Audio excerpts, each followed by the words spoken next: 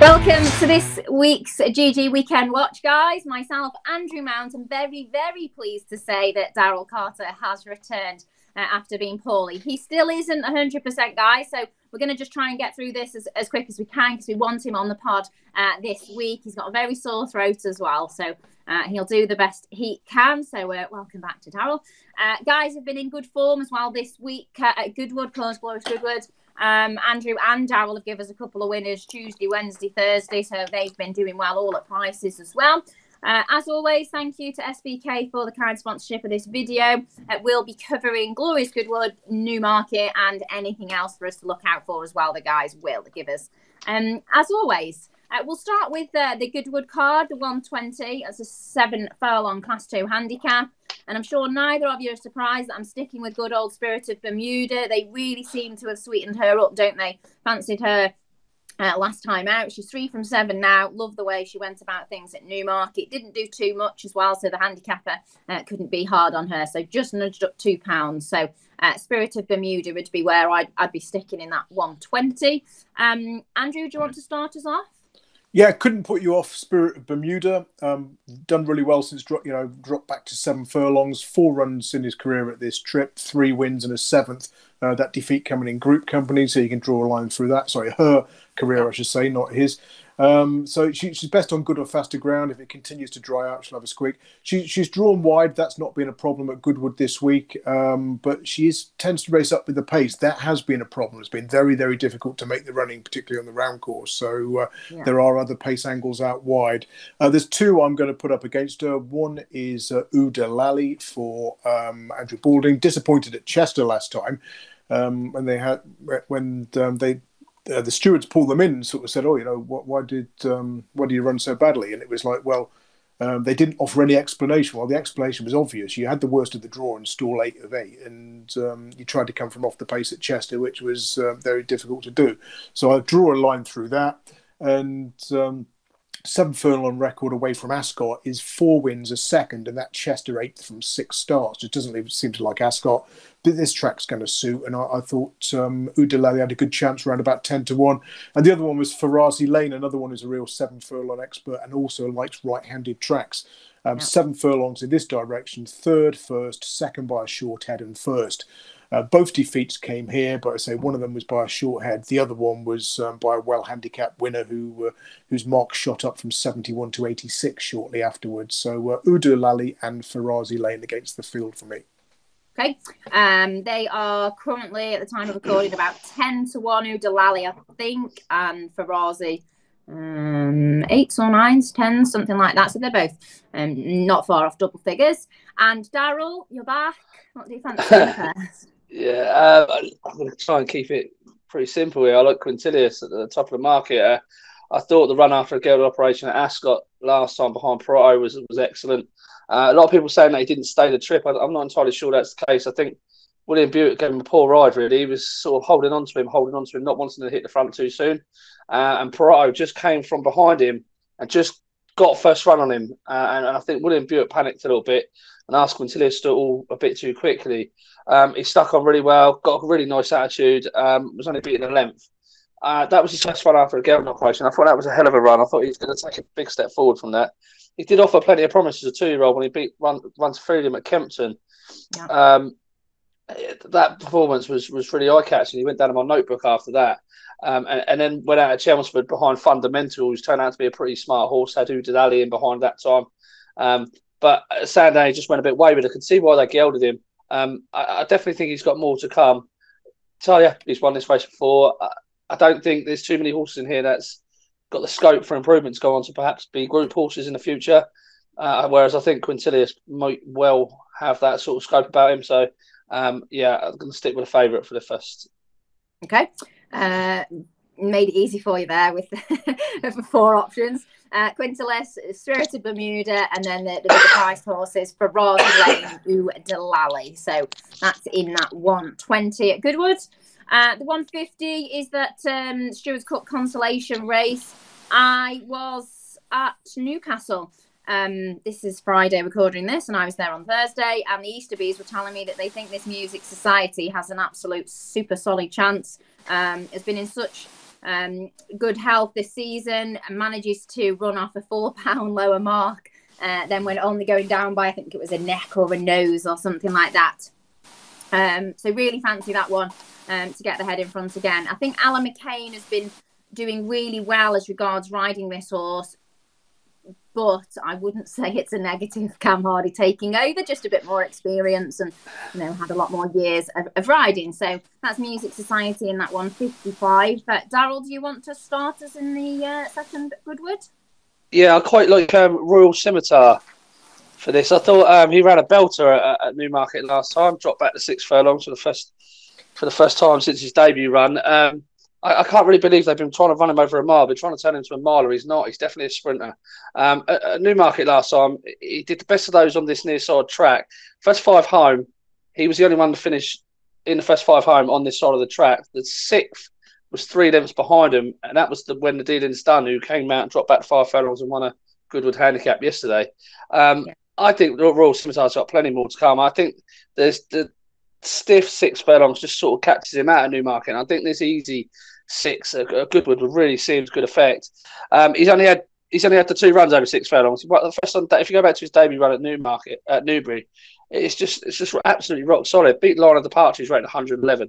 Beat Alcu Mate, who's what was back and forth. Beat Mubshar back in 8th. These are all 100 horses. Now I know he's running slightly out of the handicap, I think, because I think he's due to go down a couple of pounds. But he gets £5 weight allowance.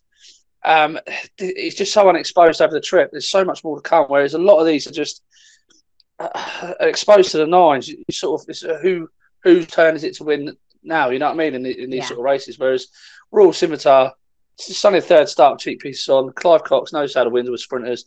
I think he's got a massive chance. He's going to be my nap of the day, actually, Royal Scimitar. Oh, very good. Well, I hope you're wrong, obviously, because I fancy Music Society, but maybe not, being as you've been not very well. It'd be nice to have a winning nap. Andrew? Yeah, Music Society, you've got to use his full name, the Luckless Music Society, because he just got chinned again last time out at York. Been running really well. So, again, stall 2, though, is that going to be any good? The Going Stick still says that the ground is better on the stand side, favouring high numbers on the straight course at Goodwood. There's not a lot of pace in this race either, bizarrely, for a huge field handicap. It's probably going to come from Mr. Wagyu for install 17, or who will come more towards the stand side. Now, I've got 5 I like. Royal Scimitar I put up as a bet in my column, 40 to 1 into 28s in that Newmarket race. Beat the rest on the stand side, as Daryl said, easily, just got chinned. I was absolutely gutted. That was only his second 6 furlong run. And since that Newbury debut win, so he's open to masses of improvement as a sprinter. Stall 5, going towards that far side. If that's not a problem, I think he'll go well. Embor is interesting for Ruth Carr, who won this a couple of years ago with Poyle Vinny. This one's got the cheek pieces on for the first time. When they won this with Poyle Vinny, they put the cheek pieces back on for the first time in over a year. Poyle Vinny was those same colours as well. That's right, same owner. Yeah. And the last time this one ran over course and distance, albeit for Richard Hannon, got beaten a nose off a mark of 95 and runs off 89 here, so looks very well handicapped. Ran in the main in the Stewards Cup itself in 2019, finished 11th, was drawn on the wrong side, didn't do badly in the circumstances. So Embauer, stall 9 again might be tricky. Treacherous, another one, won this last year, only £3 higher, ran a cracker against the pace bias at Lingfield on the all-weather last time. Favoured those who were up with the front, up at the front end, and only beaten a couple of lengths into 6th. But the 2 main ones, I think, based on the draw, Mr. Wagyu, our old friend who goes well at this time of year. He's a June-July horse. It's great, we're right at the end of that period, July the 31st. And he's won 12 of his 25 starts in June and July. And he's the pace angle down the middle of the track. And when he was beaten, the 13 times he was beaten in June or July, he's only once finished out the first 6. So, all these extra concession places are going to, and if he gets a soft lead, Mr. Wagyu could go really well here. And the other one, Staxton, who ran behind Music Society, a stablemate of that one, finishing 4th in the Stewards Cup, the Scottish Stewards Cup at Hamilton last time. Tends to go well at this time of year. Drawn in stall 23. was ridden patiently last time, can press the pace. So if they ride Staxton more forward, I thought that one would have a squeak as well. So Royal Scimitar, yes, of those drawn low. Mr. Wagyu and Staxton are those drawn high. I think my 3 from those 5. But I've bet all 5, and it could be a very expensive race for me, this one. All very good. Yeah, okay. There's plenty of options there. Obviously, Mr. Wagyu we talked a lot about on this podcast. Treacherous as well was last year's winner of the race, so that one reopposes. So loads of options there for you. That's that 155. Talking of Daryl's nap, my nap comes up in the next, the 230 at Goodwood. The summer handicap and urban artist. Really interesting. I thought I was surprised that they didn't go for the Lily Langtry. I'm glad they didn't, because of course this is a much easier option in a handicap. Goes back up in trip. I think a bit of juice as well in the ground suits her. She's won at Goodwood before. The handicapper, not much, but relenting a little bit, giving her a bit of a chance, dropped a couple of pounds, and I just thought looked super each way value in that 230. So that'd be Urban Artist. Obviously, as it's an app, I hope it doesn't place and it wins, of course, but we'd take anything. Andrew, do you want to start?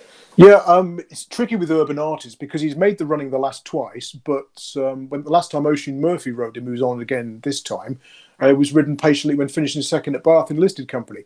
And again, Mark Johnson's not doing particularly well this week. The only horse he's won with at the time of recording was Quada, who came from off the pace rather than making the running like he did at Newmarket when I feel like you've got beef with girls this week, because you know that this is another one that's a she and not a he. Oh no, sorry. Well, again, Quada, bless her. If I wasn't so sensitive about it, I wouldn't say. I can't imagine you being sensitive about anything, Leonna. Now, Quada made the run when bombing out at Newmarket a couple of runs ago and resented being taken on for the lead. Ridden patiently on Thursday, won well. Mark Johnson handicappers, you can normally back blind at this meeting, but most of them go from the front. But those tactics haven't been ideal at Goodwood, whether it's the ground, whether it's because we've had headwinds on a couple of days as well. We're forecast for a really sort of strong headwind for the start of the meeting on Friday. So my normal go-to in this race would be looking at Hockfelder, looking at the Trader, looking at the Mark Johnson runners, but I'm just really struggling to side with them given that they're likely to be prominent. Another angle as well with Nuit St. George, the favourite, he could be up there as well. So I'm just thinking, they're going to set this up for a closer. Maybe on to Victory Alan King, given the way his horses are usually ridden, chilly from the back. I'll put him up as the tentative each way pick, but it's not a race that I particularly like, to be honest. Okay, well, let's hope I'm right then, if you don't like anything. Daryl? Rhythmic Intent for me. I think this horse has definitely been it's a stayer in the making, and I don't understand why they keep messing me around with trips, really. It would return from a 52-day break last time at Sandown. I thought he was really eye-catching over a mile and a quarter. It's just not got the pace for a mile and a quarter. He was staying on really strongly at the death behind Macram. Those are some solid form lines through Macram. But again, staying on at the death, you can forgive his York run when he was beating 136 lengths prior to that behind Ejtilaab. But again, prior to that, he was over a mile and a quarter, over a mile and a half. He was just touched off by On to Victory at Doncaster, but was held up in the rear of the field, and it just didn't really get the pace to really aim at. This horse has just been crying out for a really strongly run mile 6. Just to use his stamina to real good effect. The last time he had it, he was staying on behind Yukon Glen in the old Borough Cup at Haydock, but he got no clear run coming down the home straight, and he finished quite nicely and just didn't reach the leaders. Obviously, Yukon Glen has gone on and done wonders since. Dark Jedi's higher in the handicap, and a few horses in behind are ahead of Rhythmic Intent in the market today, lots of future investment, etc. So I just think this horse has been crying out for a really strongly run mile 6 handicap, and formed things in July when he enters the end of July and into August. He's recorded 3 wins, a 4 for the 3rd. I think this is the time of year to catch Rhythmic Intent. I think there's more to come off a mark of 96. I like the booking of Jim Crowley, and finally he's running over the correct trip and should get a really strong pace to aim at, I thought. So, Rhythmic Intent I thought would go really well at double figure price. Hey. Yeah, currently I think about 12-1. So at the time of recording, On to Victory for Andrew, tentative is about 10s, Urban Artist about 12s, and Rhythmic Intent about 14s, 12s, something like that. So all really good each way value. If you want to side with any of us in that summer handicap. On to the aforementioned Lily Langtry, Group 2 race for fillies and mares. The current favourite at the moment, Wonderful Tonight. Obviously, rain will be a real positive for her. And it's Daryl's favourite trainer to pronounce this, David Manoussier, whose yard continue in super form, Daryl. Yeah, I didn't want to spend too much time on this race, to be honest with you. I thought Wonderful Tonight would take a hell of a lot of beating. I think this is a really, really nice progressive horse. I thought the Ascot run on seasonal turn and the Hardwick was unexpected for connections for her to go and win that.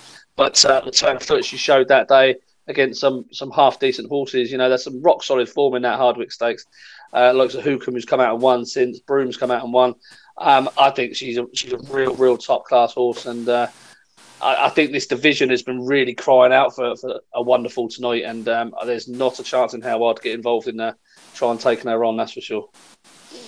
Yeah, it's nice that we've kind of got a substantial enough field, I thought, Andrew, but she does look the very obvious one, doesn't she? Yeah, I mean, she is indeed very hard to beat, as Daryl says, but the good thing for punters is this has got a nice each-way shape to it, since we don't get too many non-runners, and I'll put up a Makawee for David O'Mara. Now, I thought it was too soft for her at Haydock last time when she was only 7th of the 9 runners. But you look at her Goodwood form, she's only had 2 runs here, first and a second by a nose or a short head, I think it was. I think coming back to this track is going to suit her. She's got the patient style that's likely to be favoured. And, she's the kind of horse they'll probably ride her for a place thinking that we can't beat the good thing, but, we'll hold on to her and come through and try and pick up some place money. So Makawee each way for me, around about 22-1, I think. Yeah, I've got 20s, I think, 22s. Of course, Danny Shudhabe already had a Goodwood, had a winner the other day. That's the Lily Langtry then. We then got the Stewards Cup race, the 340, always ridiculously hard to work out. Andrew talked about draw. Again, it makes it difficult because you often don't know till close to the time, do you? So I'm going to put up a horse at a huge price in this. I thought Ostilio is going to spring back at some point. This horse used to be trained by Ed Crisford, was rated 7, 8, 9 pounds higher than now. I think Paul Mudgee, they've been running this horse over 5 furlongs, which doesn't suit. He can be keen, though, in his races. So I just wonder whether they've dropped him back to 5, let him have a couple of nice spins, not too keen, dropped a bit in the handicap, up to 6, and will absolutely outrun his odds. And because I heard a big, massive sigh from Daryl, I assume he likes Ostilio as well. Make that 3. I do. I do. Oh, no way. 3, I do. And I thought, do you know what? I thought stall 1 was actually going to be beneficial to him because I think a lot of his wins, apart from his Britannia. Put me off by saying no low draws. I didn't want to say it. Yeah, but he's a bit of a weirdo, isn't he, Ostilio? And I thought, and I thought getting over to that rail on his own would really help him. Because a lot of his wins have come in small fields. I know he did win was it the Britannia or something? He did win a long time ago. But since then, a lot of his wins have come in small fields. I'm not sure he's too claustrophobic or not. I thought stall 1 would be perfect for him. Get over to that far rail. I just wouldn't think he'd stop. I thought 5 furlongs was too short. I thought the run prior, his penultimate start at Newcastle, I thought was really eye-catching behind Cashew. Yeah, he wasn't beaten far at all. No, and he finished with plenty of running left there. And I thought up to 6 furlongs next time. They didn't. They ran him at Ascot over 5 furlongs again. He shot it slowly away. They tried to hold on to him. Luke Morris tried to hold on to him in the rear of the field. And then just gave him far too much to do, weaving in and out of horses. And I thought that was another eye-catching run. And I thought, get him back up to 6. Get him up to 6. I thought 7, he's been too keen for 7. Over 5, I just don't think he's quite got the toe for 5. And I just thought the middle trip of 6, I thought would really, really help him out, and I think he's got plenty more to come. Mark of 100, I think he's just working his way back into form. I'm not a massive fan of Luke Morris, as everybody knows, but I just thought there was a lot to like about us. It's a massive price. He's outside of the field.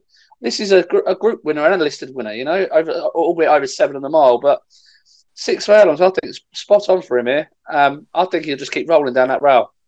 And I think he's going You're preaching to the converted. You're preaching to the converted. Yeah, I think he's going to win. I do. I think he's going to win. Do you think we'll ever agree, all three of us, on a 66-1 horse? Again, in a huge field. 50-1 now. The 66 went this morning when I thought 50 then. That'll do. I'll take 50. When I thought, oh, hang on a minute, Store One. This is a horse who goes from the front when successful. Hasn't been running from the front recently. Well handicapped as a result.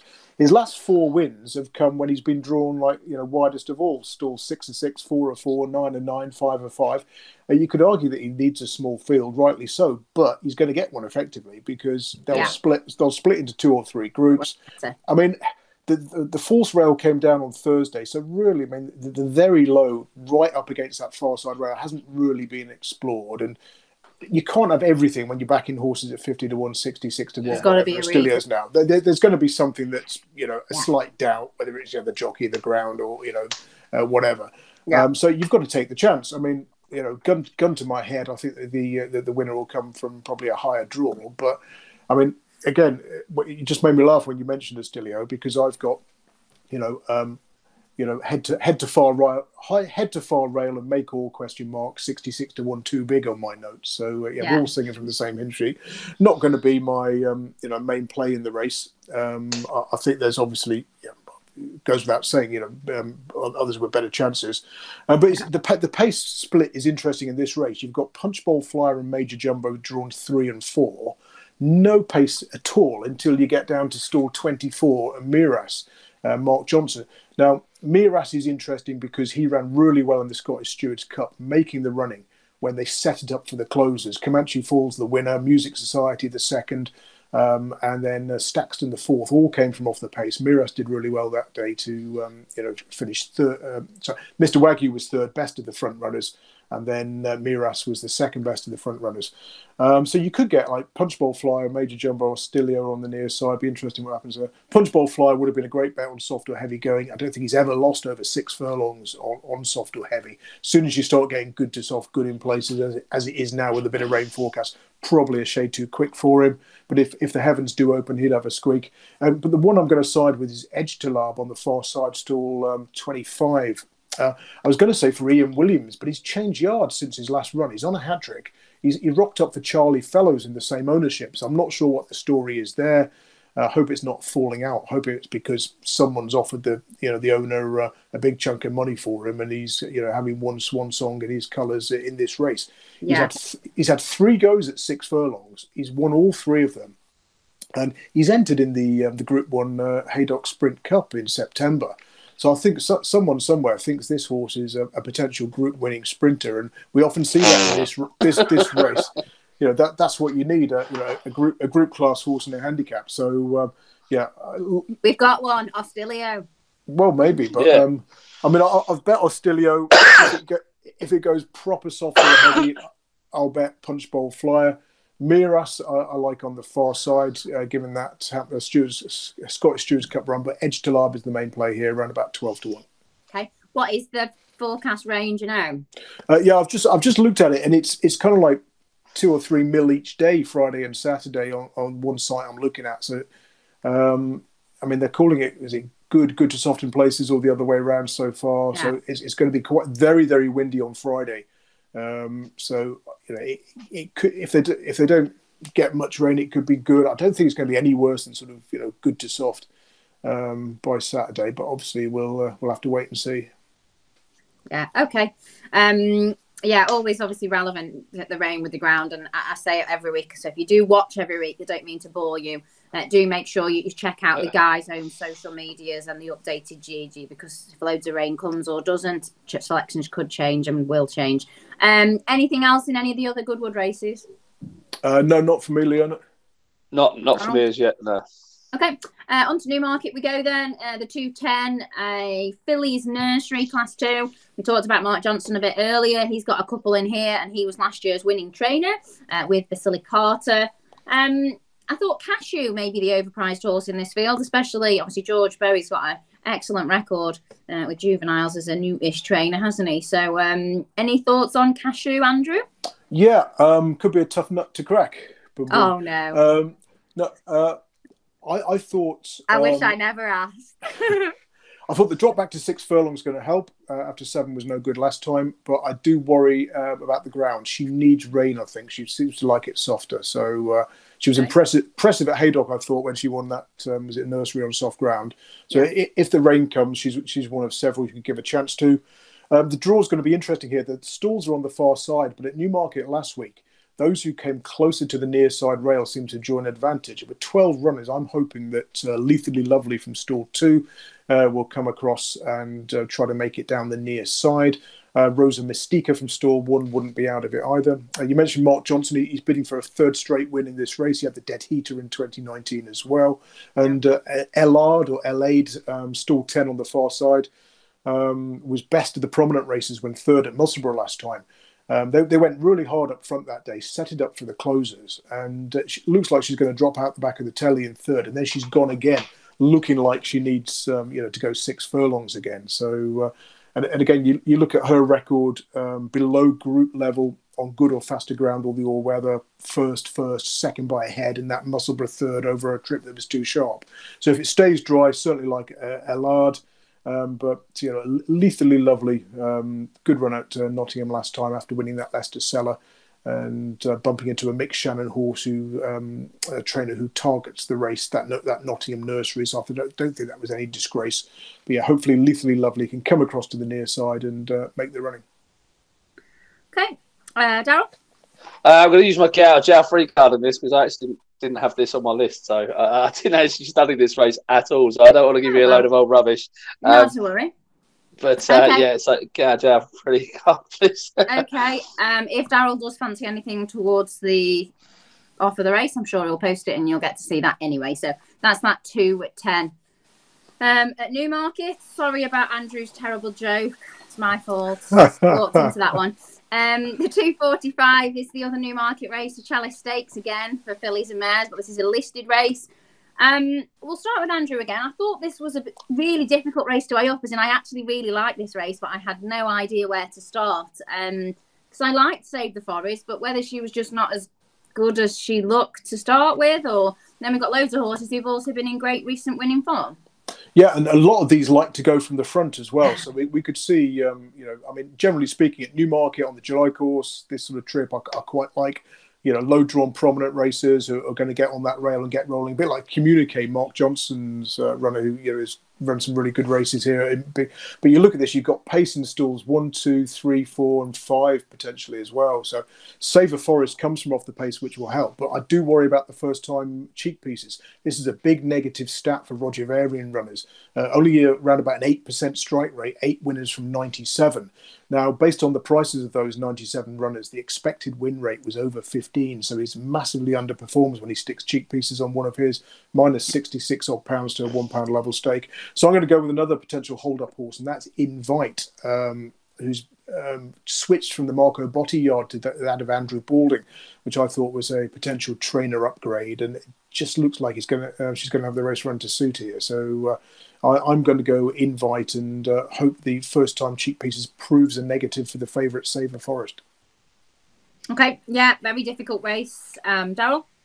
Yeah, this is a belter of a race. I thought Save the Forest actually did. I do like this horse, but I thought she was a non-stayer in the Oaks. It's strange because prior to that at Lingfield, I thought, she's going to appreciate the extra furlong in the Oaks, and she's going to see the trip out really well. But I didn't actually think she saw it out at all, to be honest with you. And it wasn't a fastly run race either. So I'd have a slight question mark over this stiff mile and a half for Save the Forest at the moment.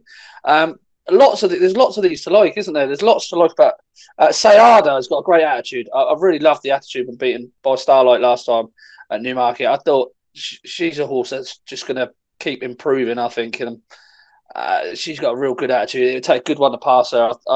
She's where my pin came down. But the form lines for a lot of these, we're not too sure whether they're reliable or not at the moment. So I thought Salsada at a big price had a chance. Now, Salsada is an absolute nuisance. Doesn't go in the stalls. But when she does, she's got some really nice, strong form lines with the likes of Wondrous Words. Charmaid in a listed race at Doncaster when she was last seen running. Now, she's been off for a while, but that Doncaster run behind Charmaid is the strongest piece of form on offer in this race. She's 20 odd to 1.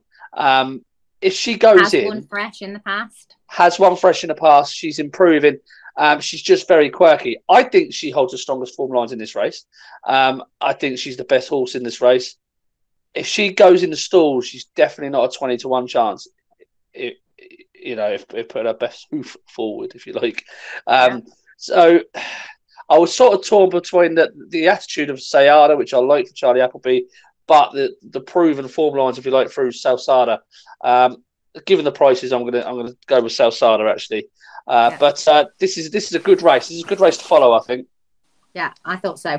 I just wondered, Daryl, there with you saying, about Save the Forest. That's why I wondered whether sometimes if horses, it's when they're stepping up in grade, they're going against better horses, they look like they're staying on, and you think, oh, they want further. You step them up further, then they don't stay. And is it just that they're just not good enough for that quality of race? Maybe. Yeah, perhaps it's the level, isn't it? It's the level when a lot of horses look like they want to step up and trip until they get out to there's so many horses that run over a mile that can run over a mile, but only at a certain level. Once you step them up into a group company or something, you realise they want 7 furlongs because they're just not. They don't see it out as strongly as a lot of other horses. Maybe that's the case with Sabre Forest. Yeah, it could be just a case of that was just a below par effort, and that she definitely does want to go up into this sort of trip. Time will tell, but I don't really want to be taking 72 about the top of the market, especially when the form lines are very, for me, they're very unreliable at present time. So I'll definitely rather take a chance on Salsada at 20-1 if she goes into stalls. Yeah, agreed. And that's it for the scheduled races. Anything for Newmarket, other races? No, not for Newmarket. I've got a couple of things elsewhere. If you want to any hear other those. Newmarket things elsewhere. No, nothing at Newmarket. Okay, go on then, Andrew. Fire away. In Galway, I've not had a better Galway this week, but I might put up a Morph Speed in the 420. This is the most glamorous race title of the week, the Galway Shopping Centre Handicap. Now, Morph Speed was one that I wrote up in the weekend or a few runs back. Finished third at Cork from stall 17 as the 13-8 favourite when coming from off the pace down the middle of the track. Winner and second were prominent from stalls 3 and 2. He's then gone and won his next 2 races, sort of mile and a half, mile 5. And then we've not seen him for about 6 or 7 weeks. He's then rocked up in a mile race at Naas the other day. You think, well, he can't possibly win that. This looks like an obvious prep for Galway, that mile and a half race, and that's what it looks like here. The downside is stall 18, though he is a hold-up horse, and we've had 3 of the last 4 winners come from off the pace in this race. So hopefully there's a strong pace, and Morph Speed can come down the outside under Chris Hayes and do them all. The other one, half interesting at a big price, 25-1, Baba Reza in the 402 at Doncaster on Saturday. First run for Julie Camacho. She does well with horses she takes over from other yards. And this one's speed figures will make him competitive in this grade. And I thought 25-1 was a bit of a risk given how well she does with stable switches. So Baba Reza in the 402, but more interesting is Morph Speed in that 420 at Galway.